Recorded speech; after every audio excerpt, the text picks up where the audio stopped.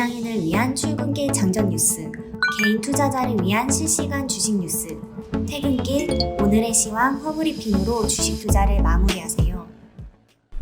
안녕하세요. 허브경제TV입니다. 오늘 볼 종목은 현대바이오라는 종목을 좀 보도록 하겠습니다. 그전 왼쪽에 보시면은 저희가 운영하고 있는 텔레그램 채널이 있어요.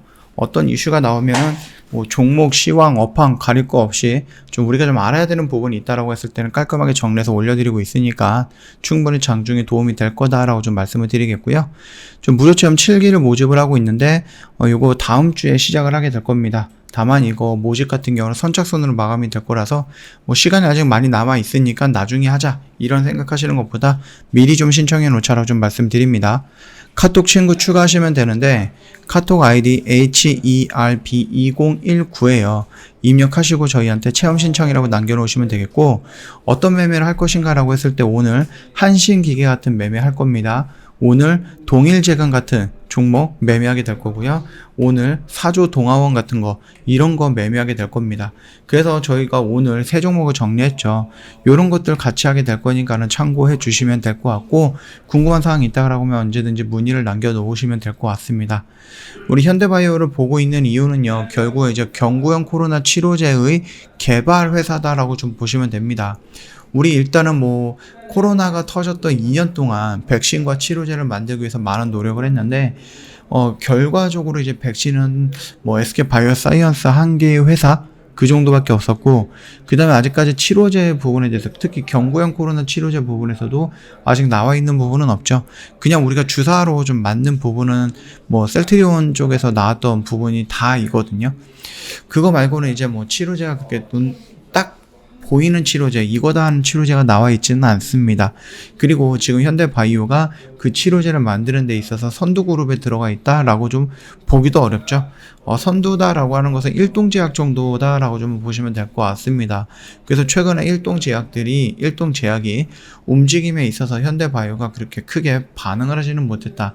오히려 일동제약이 떨어지면 그거에 대한 반사수익으로 현대바이오가 움직였던 부분이 있는데, 이거 같은 경우는 현대바이오의 기존의 가치가 따라서 움직였던 부분은 아니기 때문에 그 상승폭은 우리가 살짝 좀 무시해도 되지 않을까라는 부분이고, 그 백신도 마찬가지겠지만 치료제도 그렇습니다. 아무래도 사람들이 이제 오미크론이라는 부분에 대해서 예전에 막 60만 명, 50만 명 이렇게 감염이 됐던 부분이 많이 줄기는 했죠.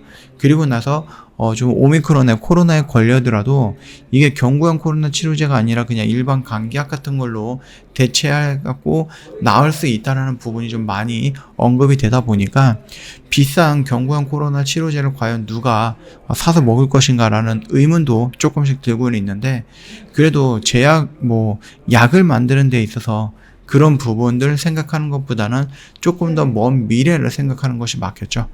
코로나19 변이 대비하기 위해서 치료제는 꼭 필요하다. 그렇기 때문에 미리 갖고 있어야 되는 것과 이게 치료제라든지 백신이 자국에서 만드는 토종이 있어야 되는 것과 토종이 없는 자국 백신과 자국의 치료제 이런 것이 없는 나라는 차이가 날 것 같다라고 생각을 합니다.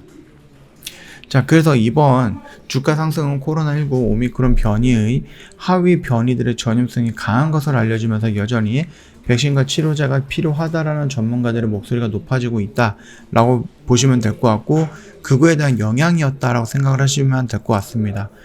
지금 우리가 언제였죠? 2일부터였죠. 5월 2일부터 실외에서 마스크를 벗고 생활을 하기 시작을 했는데요. 다른 나라의 통계치를 보니까 마스크를 벗었던 나라는 확진자 수가 급격히 늘어나고 있다라는 수치가 보이더라고요. 그러다 보니까 우리나라에서도 주춤거리고 있는 확진자 수가 다시 한번 큰 숫자로 늘어나지 않을까라고 유의주시를 해야 되는 부분입니다. 그랬을 때 경구형 코로나 치료제를 만들고 있는 회사로서는 나쁘지 않은 소식이 들어오는 거겠죠.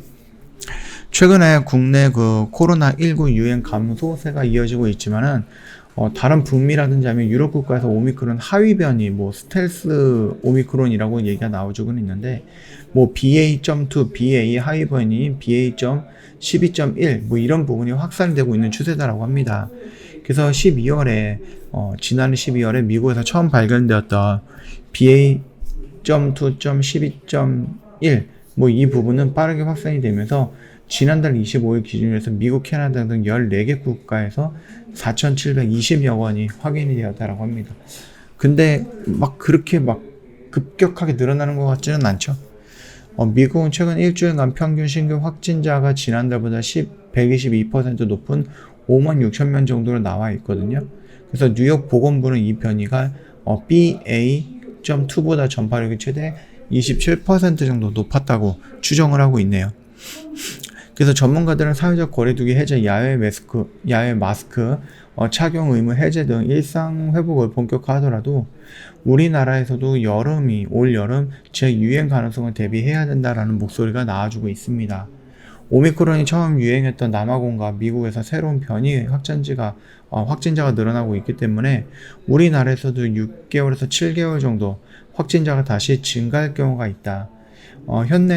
현재 국내 코로나19 백신 3차 접종률이 64.5%에 그치고 있다라고 하니까는 시간이 지나면 지날수록 이 접종률은 높아지겠지만 면역력은 떨어질 수 있겠죠. 그렇기 때문에 계속해서 돌려가면서 맞아야 되지 않을까라는 부분입니다. 자, 그렇다라고 했을 때 계속해서 백신을 맞기는 조금 어렵고, 그렇다라고 해서 백신을 안 맞을 수도 없는 부분이고, 그런 와중에 내가 코로나에 걸렸다? 지금 당장에서는 종합감기약이라든지 감기약으로 대체를 할 수 있는 부분이지만, 조금 더 만약에 심해진다라고 했을 때는 경구용 코로나 치료제가 필요할 수도 있다라는 부분입니다. 일단 고혈압이라든지 심혈관 질환 등 기저질환이 있는 60세 이상은 4차 접종은 꼭 해야 된다라고 얘기를 해주고 있습니다. 그래서 백신만 접종하다 끝나는 게 아니라 백신 접종을 했음에도 불구하고 돌파 감염이 됐던 사람들을 치료하기 위해서는 경구용 코로나 치료제가 꼭 필요한 시점이다라고 좀 보시면 될 것 같아요.